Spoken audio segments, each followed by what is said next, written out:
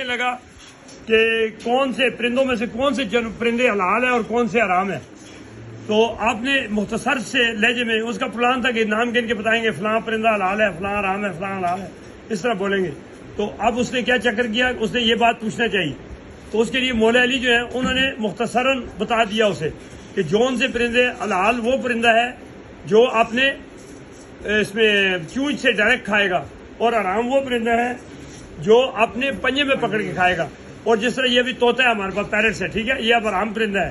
اس نے کیا کرنا ہے، یہ اب اس میں پنجے میں پکڑ کے کھاتا ہے. کیسے کھاتا ہے؟ پنجے میں ڈائریکٹ، جو بھی چیز بڑی چیز کوئی آئے گی تو یہ پنجے میں پکڑ کے کھائے گا. تو اس سے کیا پتہ چلتا ہے کہ جو حلال پرندے، جس طرح پیرٹ سے دیکھنا ہے اس کو، جو بڑا پوڑا لائے بڑا جو پرزا اس کو دیں گے تو اس کو پنجے میں پکڑے گا. اور اس کے اندر بھی یہ کوالٹی ہے کہ پکڑتا دائیں پنجے سے ہے. یہ بڑی خوبی ہے کہ انسان کو اللہ تعالیٰ نے سکھایا کہ دائیں ہاتھ سے، حضور صلی اللہ علیہ وسلم نے فرمایا دائیں ہاتھ سے کھانا کھاؤ اور دائیں طرف سے چلو، دائیں ہاتھ میں چیز لو اور دو. تو اس کے اندر یہ کوالٹی ہے کہ دائیں پنجے میں چیز کو پکڑتا ہے. ٹھیک ہے، یہ دیکھیں آپ نے، نظر آیا صاف دایاں پنجہ، یہ دیکھیں دائیں پنجے میں پکڑ کے یہ کھا رہا ہے، دائیں سے پکڑ کے کھا رہا ہے. اور ایک تو یہ بات پتہ چل گئی دائیں سے پکڑ کے کھانا چاہیے. دوسرا یہ پتہ چلا کہ جتنے حلال پرندے ہیں وہ پنجے میں پکڑ کے نہیں کھاتے، ڈائریکٹلی وہ منہ سے کھاتے ہیں، ڈائریکٹ منہ سے. یہ دیکھو اب اسے پنجے میں پکڑا ہے، پنجے میں پکڑ کے کھا رہا ہے. حلال چیز جو ہے، حلال جانور جو ہے وہ منہ کے ساتھ ڈائریکٹ کھاتا ہے. یہ دیکھو، یہ نہیں کرے گا دوسرے میں پکڑ لے، اسی سے پکڑے گا، یہ اسی پنجے سے پکڑ رہا ہے. یار ہمیں احساس ہونا چاہیے کہ جب ایک پرندہ جانور، ان کو پتہ ہے دائیں ہاتھ استعمال کرنا، دائیں سے لکھائی کرنا، دائیں سے کام کرنا، دائیں سے چلنا، اور بعض وہ بندے اپنے ہاتھ کو دیکھتے ہیں میرا یہ ہاتھ کون سا ہے. تو ہمیں پتہ ہونا چاہیے کم از کم. ماشاء اللہ جی، کتنا بڑا لیسن ہے ہمارے لیے. تو یہ حلال اور حرام کا مولا علی پاک نے یہ بتایا تھا اس وقت. اور جانوروں میں سے پھر اس نے پوچھا دوسرے دن کہ جی بھینس گائے بکریاں ان میں سے کون سے ہیں جانوروں میں سے؟ تو آپ نے فرمایا جس جانور کے کھور چرے ہوئے ہوں گے اور اوپر دانت نہیں ہوں گے وہ جانور حلال ہے. پھر تیسرا کہ اسے کہا جی کون سے جانور ہیں جو انڈے دیتے ہیں، کون سے ہیں بچے دیتے ہیں؟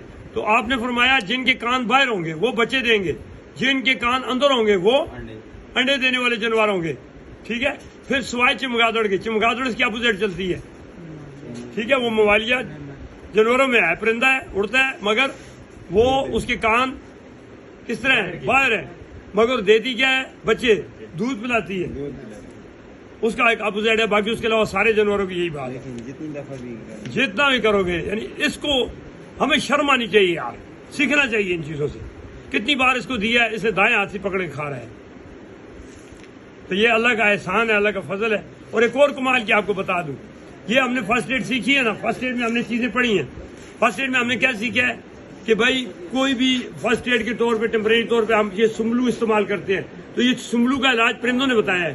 کئی دفعہ پرندے پکڑے ہیں، دیکھے ہیں، طوطا ہے، کبوتر ہے، مرغی ہے، کاٹی ہے، دیکھا ہے تو اس کی ٹانگ پہ چھلکا لگا ہوا ہے، ٹانگ ٹوٹی ہے، اسے سنبل کا چھلکا ٹانگ پہ اپنی پہ رکھا ہے، رکھنے کے بعد سنبل کا چھلکا اس کے اوپر چسپاں ہو گیا ہے اور اسی کے ساتھ اس کی ٹانگ ٹھیک ہو گئی ہے. تو سملو اتنی خاص چیز ہے. یعنی پرندے جو ہیں، اسی طرح آپ نے دیکھا ہے کہ ہم نے ایکسیویشن کا ٹاپک پڑھ لیا ہے. تو ہمیں کس نے سکھایا ایکسیویشن کرنا؟ قرآن پاک میں آتا ہے کوے نے سکھایا ہے.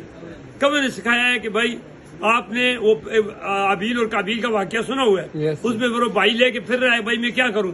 تو کوے نے سامنے آ کے زمین کھودنا شروع کر دی اور اس نے سیکھا ہو میں کوے کے برابر بھی نہیں ہوں کہ میں اپنے بھائی کے جنازے کو نہیں دفنا سکا. تو اس لیے یہ چیزیں جتنی بھی ہیں اللہ پاک کا فضل ہے. ان چیزوں کو اللہ تعالیٰ نے سکھایا ہوا ہے، ہمیں یہ چیزیں سیکھنی چاہیے.